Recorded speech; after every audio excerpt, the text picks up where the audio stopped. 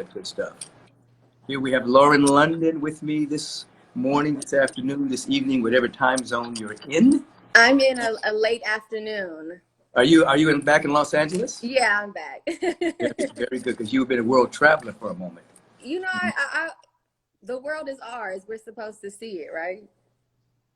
Can you We, hear me, Rev? I can hear you, yes. Okay. I was listening to my director at the same time.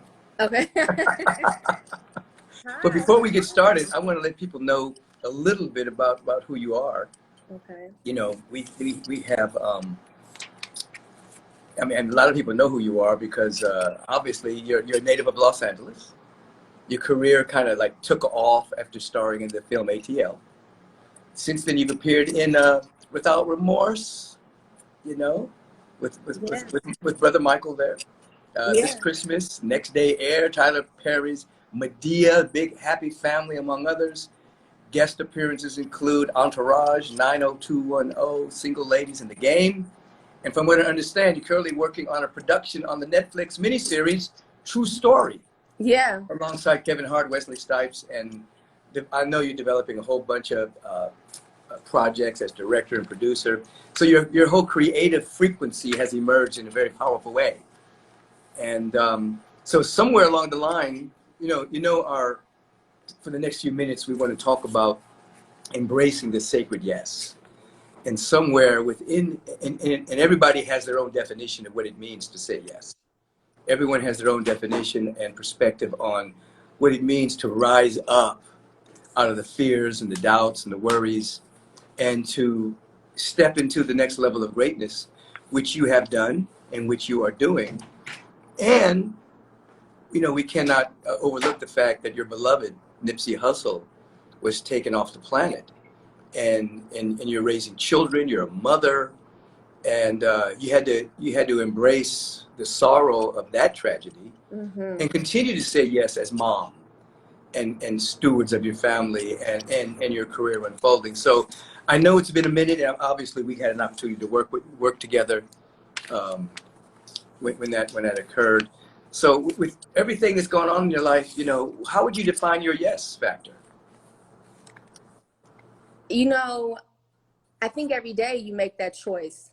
For me, it's like an everyday intention to say yes, because so much of my life in the past 2 years has really just been about surviving, especially after something so soul crushing and traumatic. And, it really made me question everything I thought I knew.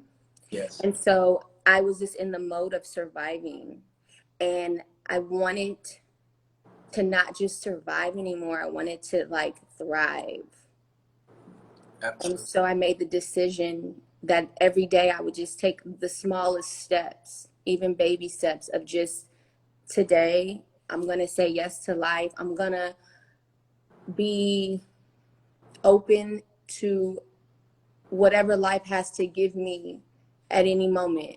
And I think I am intentional with saying yes every day, Yeah. because So I know what it's like to say no. yeah, that's stagnation. Yes. And so tell everyone, who Nipsey Hussle was to you.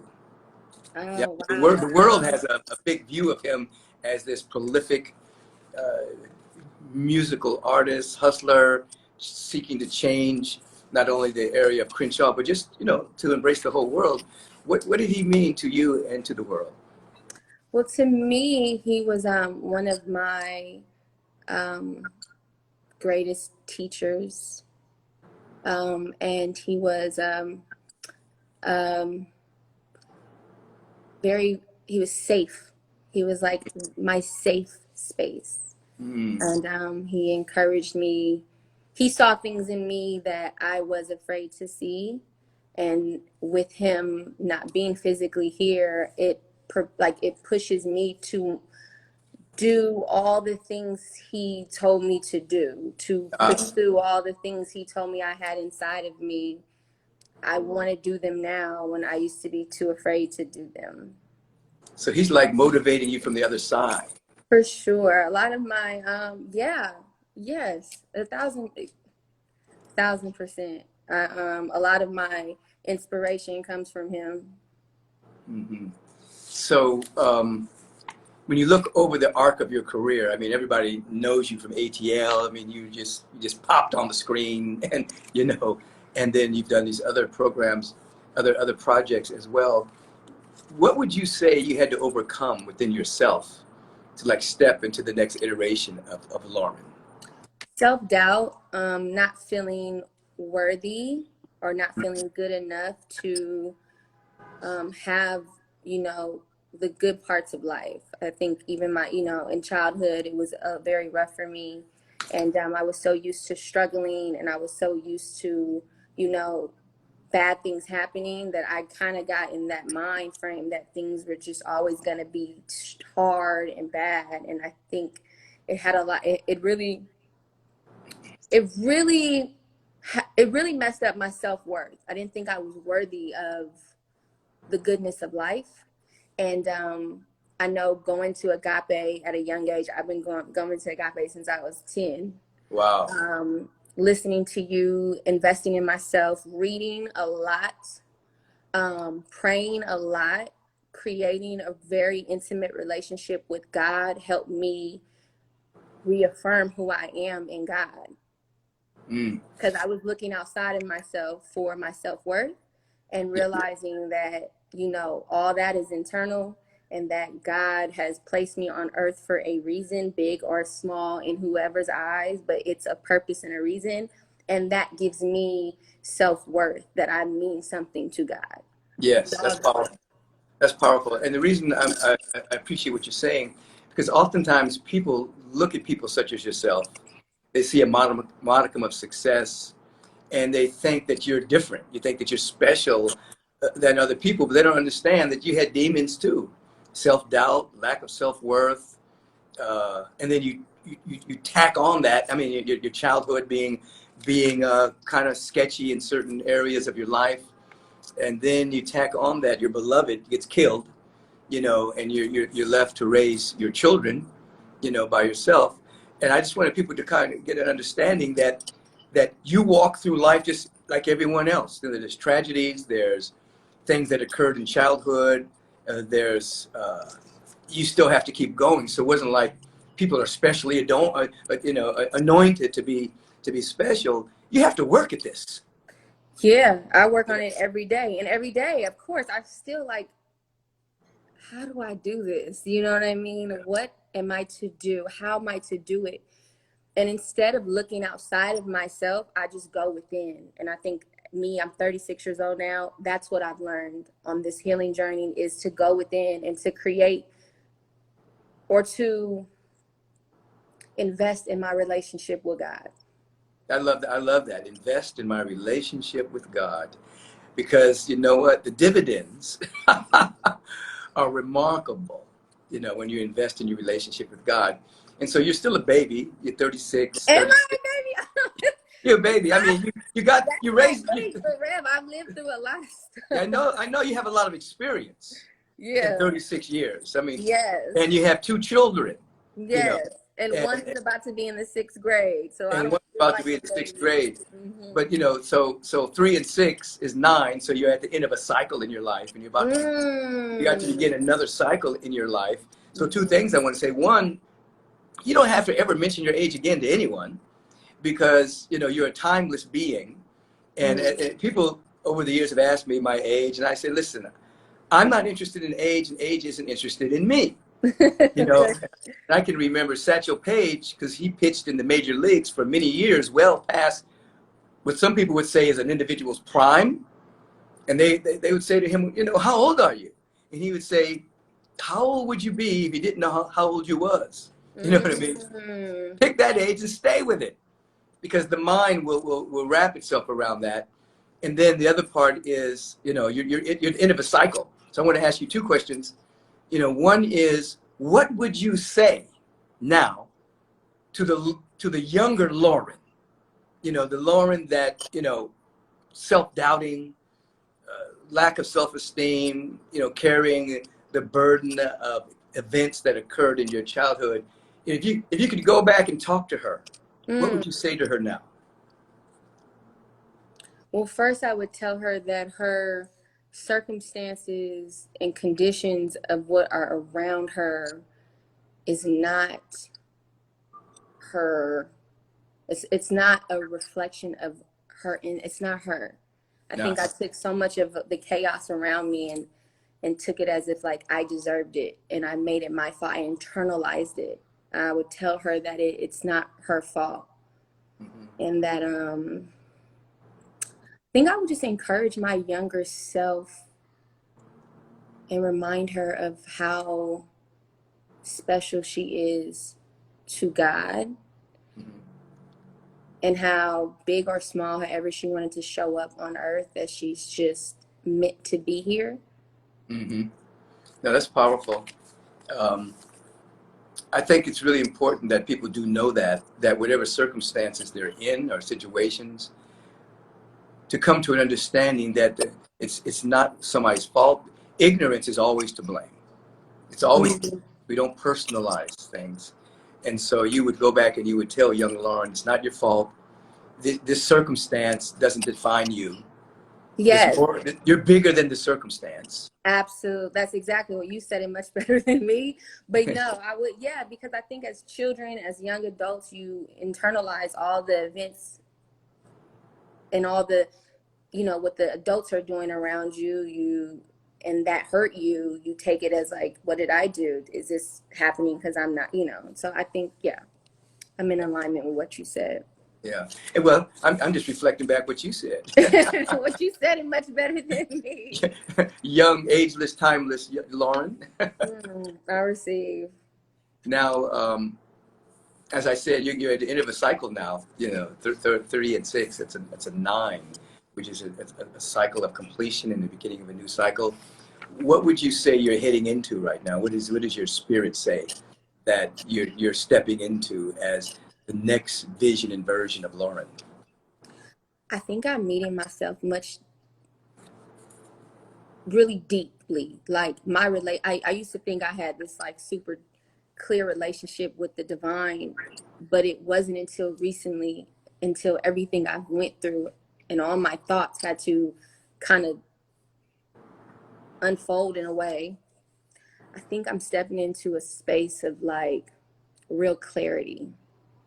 Like I really want to know God for real. Mm, mm. I don't want it to This, be a theory anymore. I want it to be like, yeah, and I yeah. and I want to carry that. I would like to carry that. I would like to be of service in this phase of my life. I think, in my previous years, I've been very into my ego, Hmm. and I would like to be of service in this phase of my life. Yeah, that's beautiful because the ego, that's a slippery slope for a lot of artists and a lot of creators and a lot of people that are in front of the crowd. Their ego can get the best of them and they actually can put on a superiority airs, think they're better than other people. It's a tough thing to navigate. Yeah, So for you to be able to have a moment of reflection and say, yeah, in my younger days, the ego would get in there, but now I want to be in service to God. I mean, I think that's big. I really do. And I want to be intentional. Like I want to be clear on what I'm doing, and I want to be very present where I'm at. Yeah, and I really appreciate a lot of the young artists that are coming up now. They don't have any hesitation in using the G word. They don't have, Yeah, they don't have any hesitation in saying, I'm going to be connected with God. yeah, And everything that I do, I want it to be a reflection of God. Whereas in the past, that was kind of like for some people a sign of weakness, you know. And please, I want people to understand that we're talking about the presence of God. We're not talking about religion. yeah. We're talking about religiosity.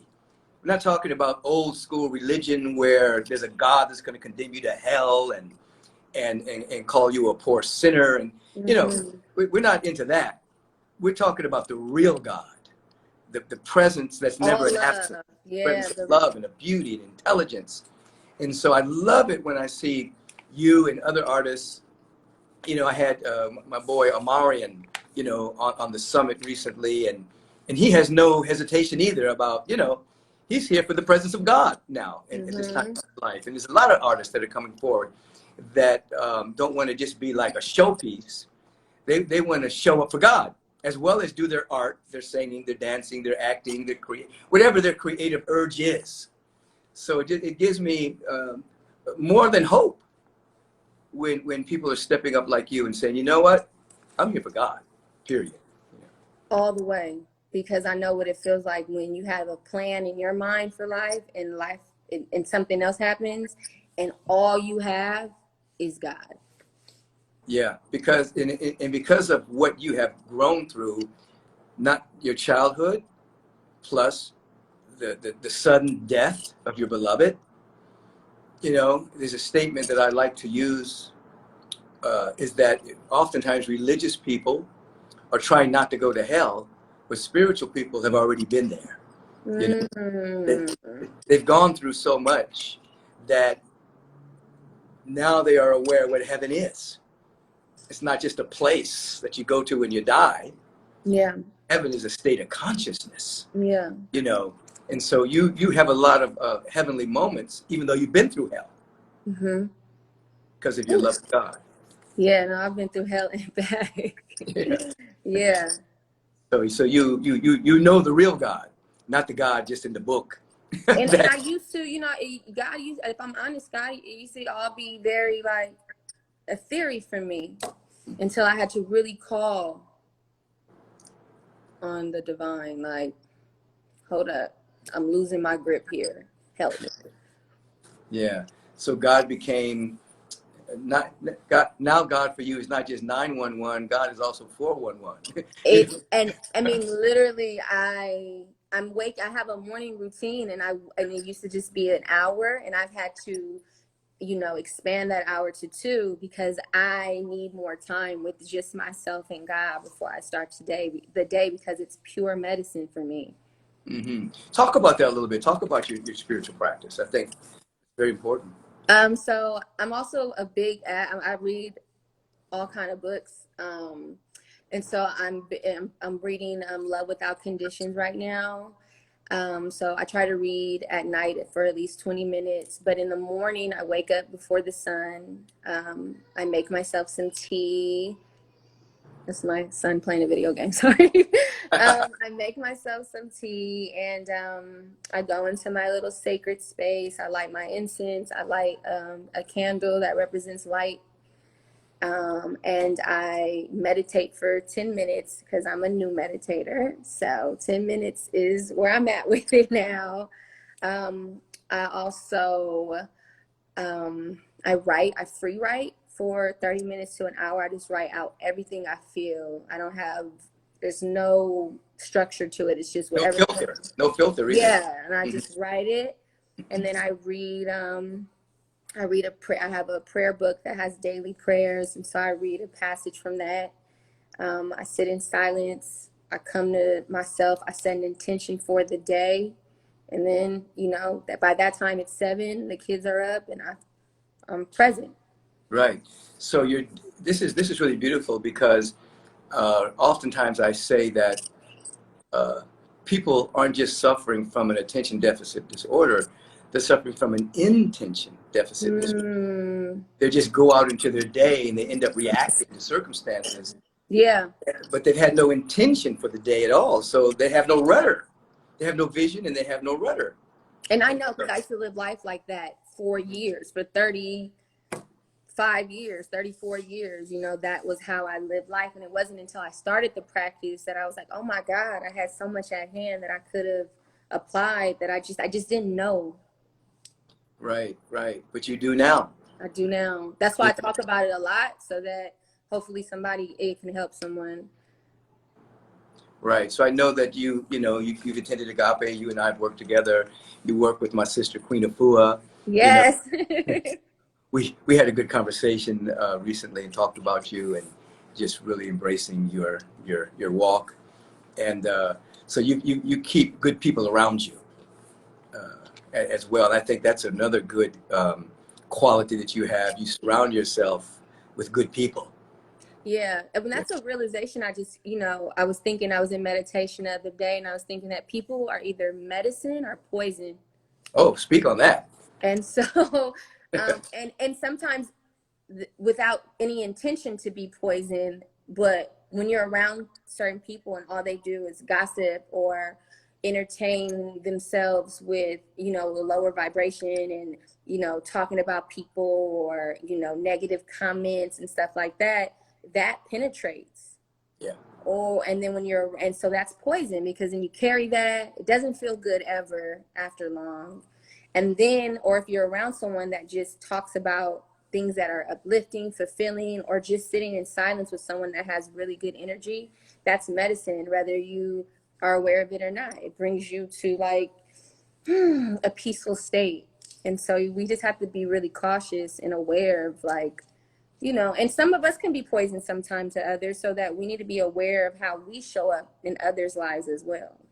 Absolutely. There's a statement, you know, people who talk about other people, that's mediocrity. People who talk about events, that's average.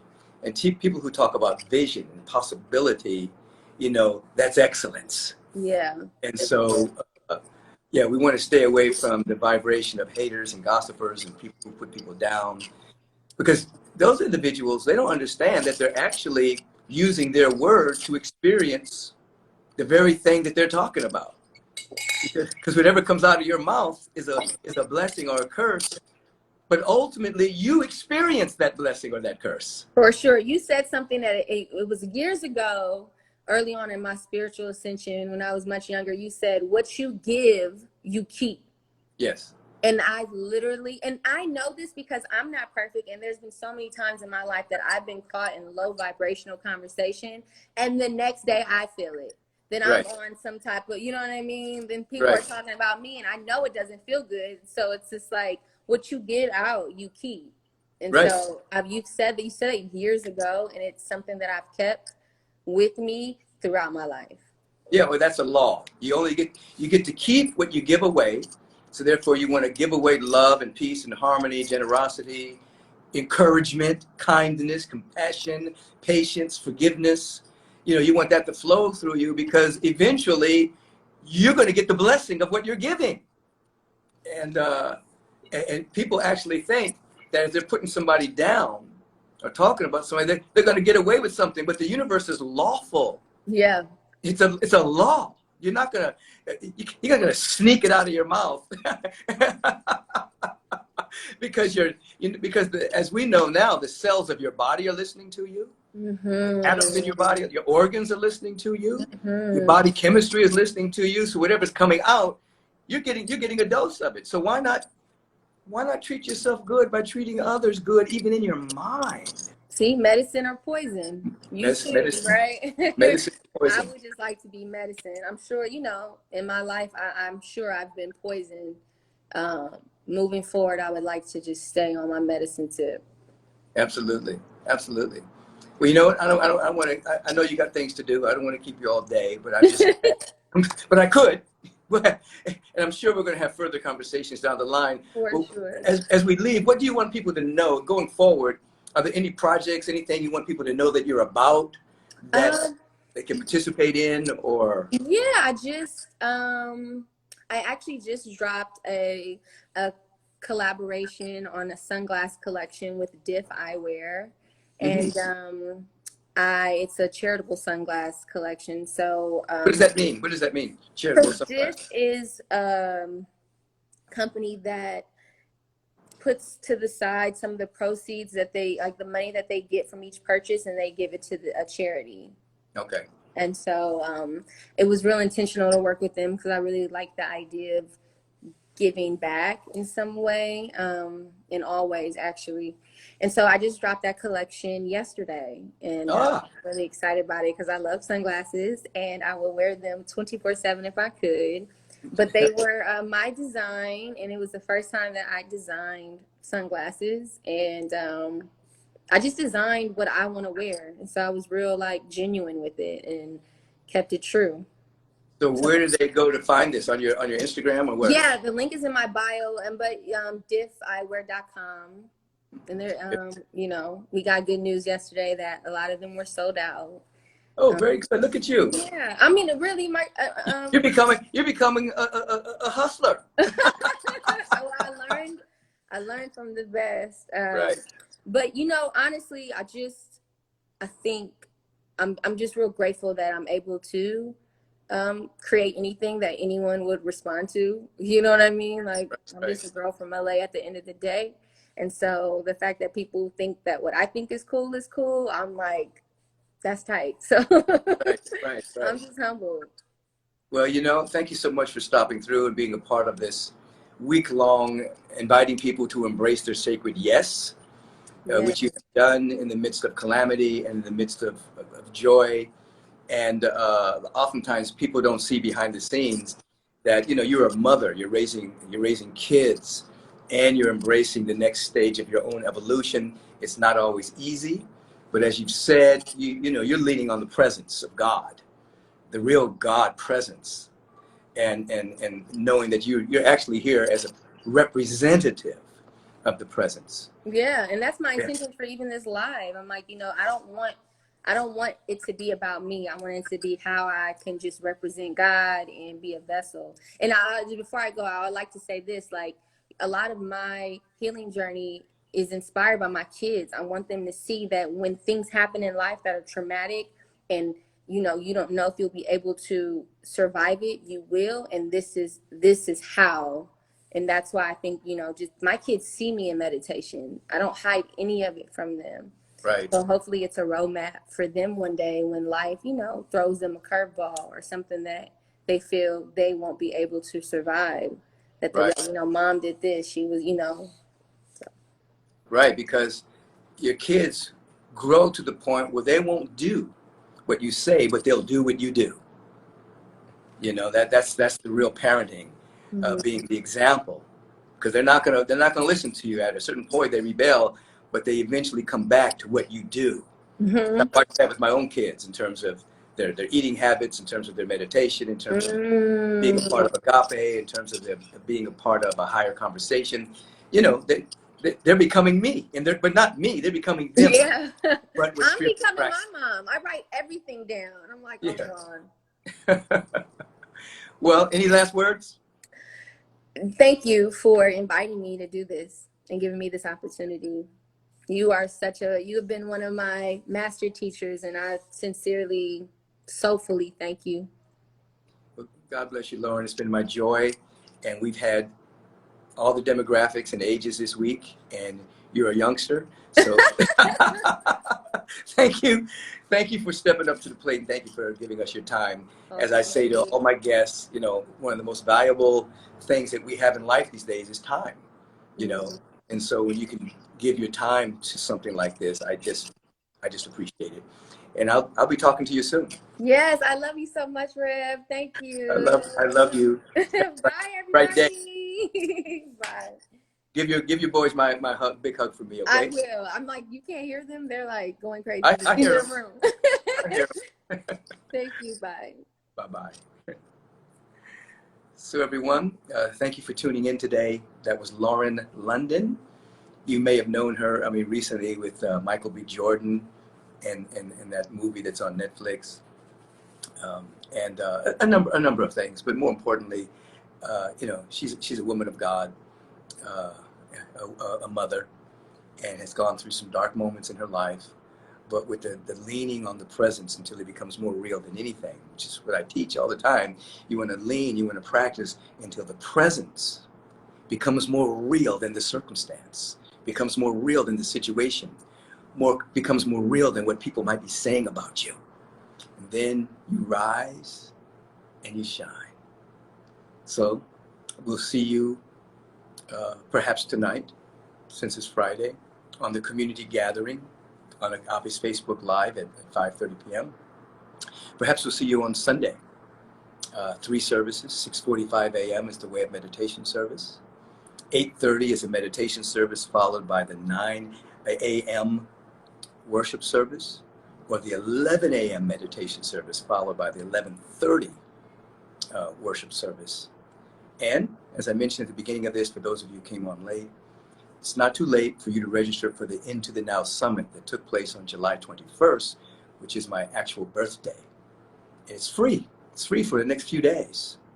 And so register, watch the summit, and then you'll have an opportunity to participate in getting the entire summit, plus the first 3-day summit we did, and a whole lot of bonus materials for a very reasonable price that will support a scholarship fund for our university and the translation fund so that we can turn these teachings into other languages. You can circulate and watch how it benefits others. So peace and radical blessings to all of you. I'll see you Sunday morning. Have a bright day. Sometimes smile and be grateful even when you don't feel like it, and the universe will give you something to be grateful for. Okie dokie.